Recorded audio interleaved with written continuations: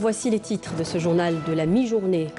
11e vendredi de protestation populaire. Les Algériens ont battu le pavé partout dans le pays. Des images en direct d'Alger dans cette édition. Nous célébrons ce 3 mai la journée internationale de la liberté de la presse dans un contexte national crucial marqué par la contestation populaire où la question de la liberté d'expression et de l'organisation de la profession se pose avec acuité. Et nous terminons avec le concours national de l'artisanat qui se tient sous le slogan « Elles construisent l'avenir avec des mains tendres ». La manifestation regroupe de nombreuses femmes qui se spécialisent dans la cuisine, les gâteaux traditionnels et la coiffure. Bienvenue à tous. Comme chaque vendredi, les Algériens ont battu le pavé. Sur ces images en direct d'Alger Centre, les manifestants marchent pour leur 11e vendredi consécutif. Dans cette nouvelle journée de protestation populaire, les revendications du peuple ne changent pas. Il s'agit notamment de la lutte anticorruption et la poursuite des mesures judiciaires prises pour l'arrestation des responsables de la dilapidation des deniers publics en plus du changement politique. Ce sont des images de la Grande Poste, mais aussi de la place du 1er mai.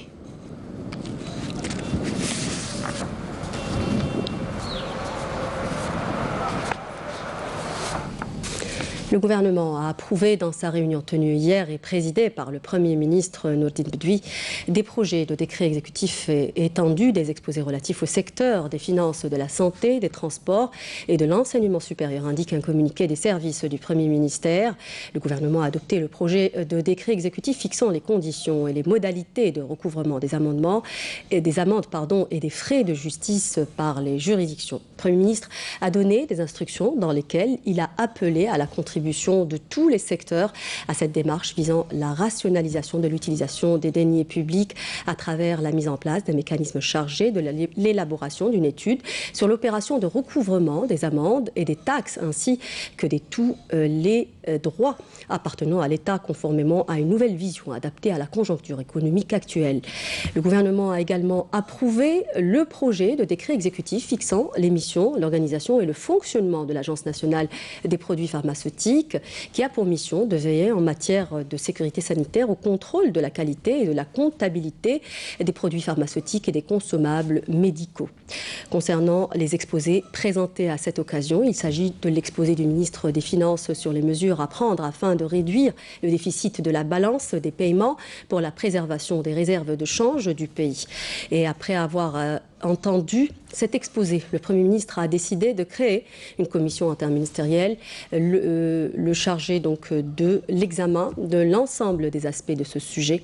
Le gouvernement a entendu ensuite, l'exposé du ministre de la Santé sur le partenariat entre le secteur de santé et l'Algérie Télécom visant la promotion des TIC dans le secteur de la santé et ce afin d'améliorer les services sanitaires au profit des citoyens et de raccorder les réseaux des établissements sanitaires en intranet ainsi qu'avec le ministère de tutelle. Le ministre des Travaux publics et des Transports et celui de l'enseignement supérieur et de la recherche scientifique ont présenté un exposé sur la situation et le plan de restructuration de l'École nationale supérieure maritime, ainsi que sa situation pédagogique en application des décisions issues de la dernière réunion du gouvernement. Et je le disais en titre, la Corporation des journalistes algériens célèbre la journée internationale de la liberté de la presse dans un contexte national crucial marqué par la contestation populaire où la question de la liberté d'expression et de l'organisation de la profession se pose avec acuité. 30 ans après l'ouverture du champ médiatique, quels sont les acquis de la presse algérienne? Une question à laquelle répond Jazia Bayou dans ce sujet. Ce n'est qu'au début des années 90 que l'Algérie a connu une réelle diversité médiatique. Une période considérée comme l'une des phases les plus importantes dans l'histoire de la presse nationale. Les plumes ont été libérées et la presse diversifiée. Malgré ça, nous n'étions pas satisfaits. Nous demandions toujours plus de liberté. Malheureusement, les lois ont été revues, mais dans le mauvais sens. Tout ce qui était censé protéger la liberté a été enlevé des lois qui sont venues par la suite. Plusieurs d'entre nous considéraient cette période comme une période en or. Elle ne l'était pas vraiment. Néanmoins, elle reste meilleure que la période actuelle.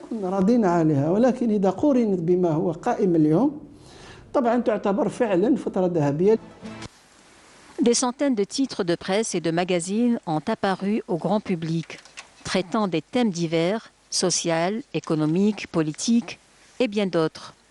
Le champ médiatique algérien s'est donc libéré et a été de plus en plus embelli avec la libération du champ audiovisuel. C'est un acquis et une grande réussite pour le journaliste. Cependant, cette diversité médiatique a besoin d'un bon encadrement pour un meilleur fonctionnement.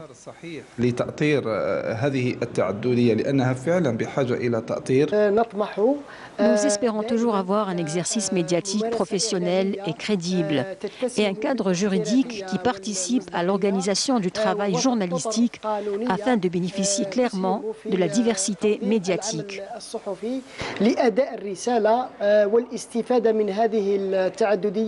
Avec les grands bouleversements que connaît actuellement le pays, les médias algériens sont plus que jamais affrontés à un nouveau défi, celui de transmettre une information juste et précise, sans aucune ambiguïté. La ligne éditoriale incombe à l'EPTV de s'assurer de la véracité de l'information avant de la diffuser. La diversité médiatique et la liberté d'expression, des acquis que les journalistes ne cesseront jamais de défendre et de réclamer. Et le contexte actuel a vu justement l'émergence de plusieurs médias électroniques qui diffusent les informations de tout genre sur Internet, notamment sur les réseaux sociaux, qui semblent devenir un moyen d'information à part entière. D'où l'importance pour le journaliste de vérifier ses sources pour garder la crédibilité. C'est un reportage signé Saïd Tobel, commentaire Badia Amani. Le journaliste évolue aujourd'hui dans un contexte marqué par l'accélération des événements.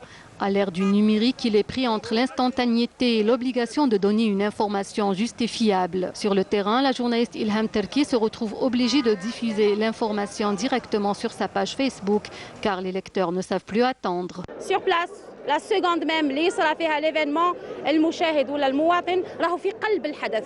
فان سمارت فون اللي كلنا عندنا دي سمارت فون راك في قلب الحدث. Et puisqu'Internet a banni toutes les frontières, les médias de tous bords se sont accaparés des espaces sur la toile. Mais la vérification de l'information reste impérative pour éviter toute désinformation. Les réseaux sociaux ont induit une révolution dans les médias. Ils vous inondent d'un tas d'informations en temps record. En tant que journaliste, il faut vérifier l'information par éthique et responsabilité. ويجب عليك كصحفي أن تتحرى هذه المعلومات من باب المسؤولية والمهنية. Un travail journalistique qui nécessite la mise en place de mécanismes adéquats en se conformant à la déontologie de ce métier noble. هناك سيل جارف وكبير للمعلومة في الفضاء الأزرق. Il y a beaucoup d'informations véhiculées par Internet. Il a changé la vision dans la façon classique du traitement de l'information sur le plan juridique, malgré l'avènement du Code de l'information de 2012, venu compléter celui de 1991, qui a consacré la presse indépendante. Il n'a pas accordé une grande place à la presse numérique.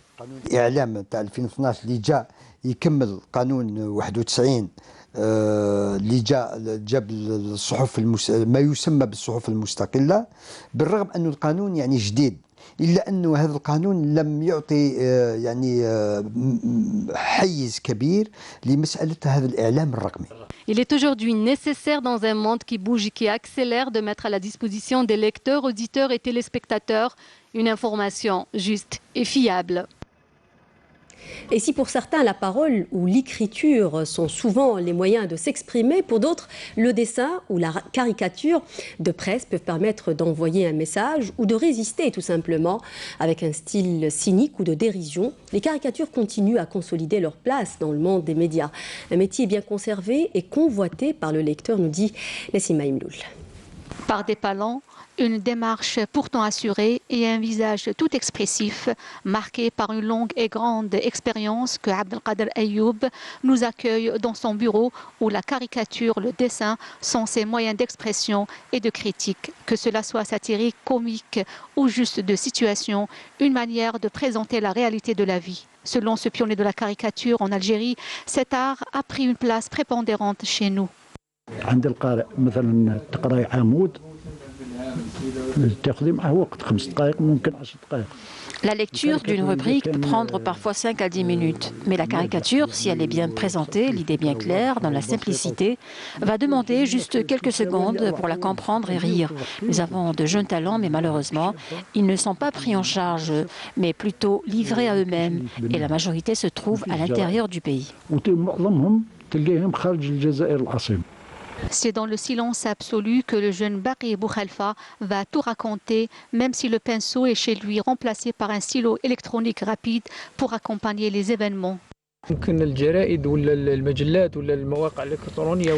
pense que les journaux, les magazines ou les réseaux sociaux en général, porteurs de cet art, ne laissent pas libre cours à l'imagination du caricaturiste pour s'exprimer. Il faut donc oser avec plus de courage. Les caricaturistes et dessinateurs en général doivent s'attacher à leur droit à la liberté d'expression. Ce métier reste restreint dans le monde féminin en Algérie. Selma est peut-être la seule femme caricaturiste dans le pays. Je ne sais pas pourquoi les femmes ne se penchent pas vers la caricature. Pourtant, on les trouve dans la BD et l'art plastique. J'ai trouvé qu'il y avait une grande interactivité entre cet art qui est la caricature et les gens. Parfois, ils achètent le journal uniquement pour la caricature. Le développement de cet art qui existe depuis fort longtemps reste intimement lié à celui de la presse écrite. Son rôle peut varier selon les types de journaux et les époques. Et dans cette quête de transmettre l'information en toute objectivité, le professionnalisme est de rigueur. L'ARAV, l'autorité de régulation de l'audiovisuel, comme son nom l'indique d'ailleurs, a été instaurée pour réguler ses activités. Mais la conjoncture actuelle laisse apparaître une réelle problématique entre le vécu et les objectifs. Walid Sari à Adel Boukhams. L'ouverture du champ audiovisuel en Algérie a donné lieu à plusieurs déséquilibres et anomalies, notamment en matière de l'organisation et de l'encadrement. Une ouverture qui a donné naissance à plusieurs chaînes thématiques et d'information dépourvues d'un cadre légal clair, nécessitant ainsi l'instauration d'une autorité de régulation du secteur de l'audiovisuel, une instance appelée au contrôle et à l'accompagnement de l'activité de l'information, mais qui reste toutefois limitée selon les experts. La loi de 2012 est très riche, notamment en matière d'organisation du secteur de l'information, de l'éthique professionnelle, de la liberté d'expression, mais aussi en ce qui concerne l'investissement dans ce secteur très important. Toutefois, cette autorité n'a pas eu d'initiative pour manque de moyens. Il est grand temps aujourd'hui de la réactiver. S'il y a lieu d'évaluer cette commission, je pense qu'elle n'a pas assumé son rôle pleinement et n'a instauré aucune loi ou règlement. Le problème le plus pertinent est sans conteste celui des mécanismes juridiques, car la loi organique en général existe, mais il y a un manque en matière des textes d'application qui permettent au président de cette autorité d'accompagner les organes de presse relevant du secteur de l'audiovisuel. Des chaînes de télévision qui occupent une grande place dans la scène médiatique en Algérie, mais qui activent dans des bureaux appartenant à des chaînes étrangères agréées, rendant la tâche de l'ARAV plus difficile. Comme vous le savez, la plupart de ces chaînes ne sont pas algériennes, ce sont des chaînes offshore. La prochaine étape nécessite donc d'organiser ces chaînes et d'instaurer les lois qui les régissent. De leur côté, les journalistes sont conscients de la difficulté de leur situation et estiment que la promotion de ce secteur réside dans l'instauration d'une nouvelle loi de l'information. Nous activons dans un cadre juridique flou.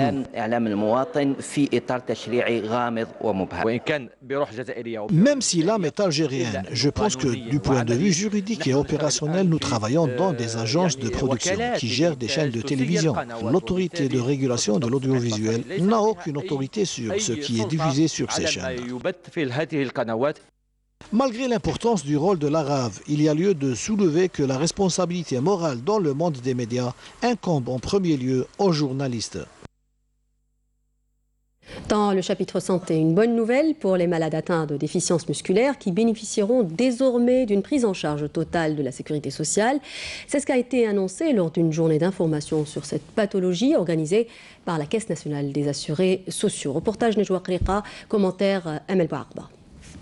Les troubles musculo-squelettiques, notamment les douleurs lombaires et cervicales, comptent parmi des motifs de plus en plus fréquents de consultation médicale et sont des causes courantes d'absentéisme au travail. Elles représentent plus de 70% des maladies professionnelles. Notre département veille à garantir la prévention sanitaire dans le milieu du travail pour éviter les troubles musculo-squelettiques et assurer leur diagnostic avec un contrôle médical. Nous œuvrons aussi à la mise en place des moyens pour éviter ces troubles en vue de préserver la santé des travailleurs et booster le rendement au travail. L'augmentation des troubles musculo-squelettiques en milieu de travail met en avant les conditions de travail pénibles auxquelles sont exposés de plus en plus de travailleurs algériens. Notre département demeure toujours à l'écoute de toutes les préoccupations pour offrir les meilleures prestations aux assurés sociaux et protéger les travailleurs de tous les risques et dangers en milieu du travail.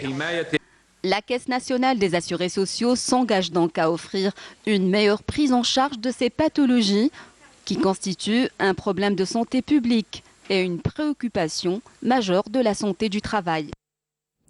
Et en marge de cette journée d'information et dans le cadre de l'amélioration du pouvoir d'achat des retraités, le ministre de l'Emploi, du Travail et de la Sécurité sociale a annoncé la revalorisation des pensions et allocations des retraites au titre de l'année 2019 à des taux allant de 1,5 à 6%, et ce à compter du 1er mai 2019. Je vous propose d'écouter le ministre du Travail qui a fait une déclaration à ce sujet.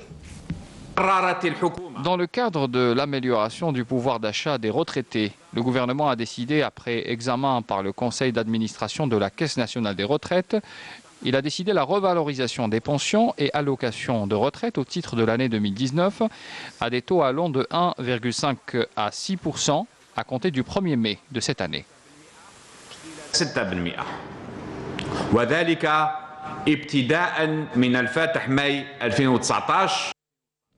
Et l'actualité internationale là en bref et en images, résumée par Jezia Bayou.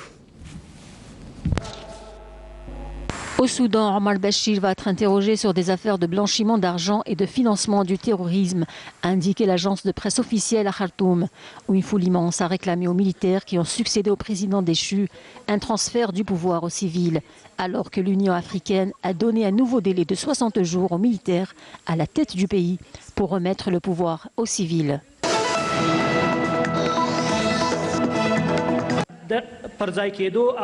La grande assemblée Loya Jirga de la paix s'achève aujourd'hui à Kaboul. Des milliers de délégués venus de tout l'Afghanistan s'étaient rassemblés depuis lundi dernier afin de discuter des efforts des États-Unis pour parvenir à un accord de paix avec les talibans.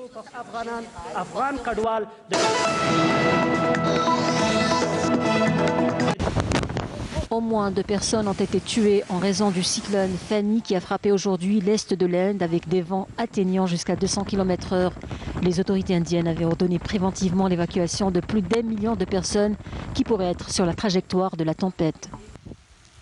Elles construisent l'avenir avec des mains tendres. C'est le slogan retenu cette année pour le concours national de l'artisanat qui se tient au Bastion 23 à Alger, regroupant des nombreuses femmes qui se spécialisent dans la cuisine, les gâteaux traditionnels et la coiffure.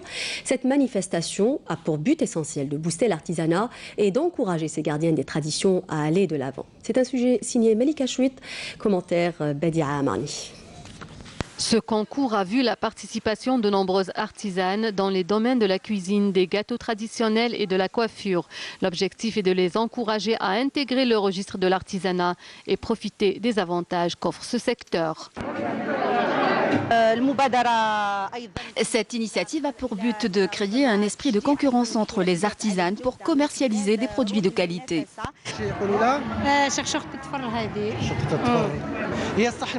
L'essentiel n'est pas le prix obtenu, mais plutôt la participation qui permet de se faire connaître. Des plats et des gâteaux traditionnels authentiques avec leur goût et leurs arômes qui diffèrent dans la présentation, mais qui représentent toutes les régions de notre grande Algérie. J'ai pensé aux enfants, je leur ai ramené des jus de chewing-gum frais.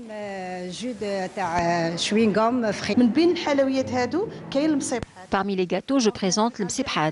À Alger, c'est dziliet. C'est presque les mêmes, mais chez nous, on ne met pas de miel. J'ai appris ce métier de ma mère, paix à son âme. C'est elle qui m'a enseigné et la chambre de l'artisanat m'a aidé. Je suis plus intéressée par la participation qu'autre chose.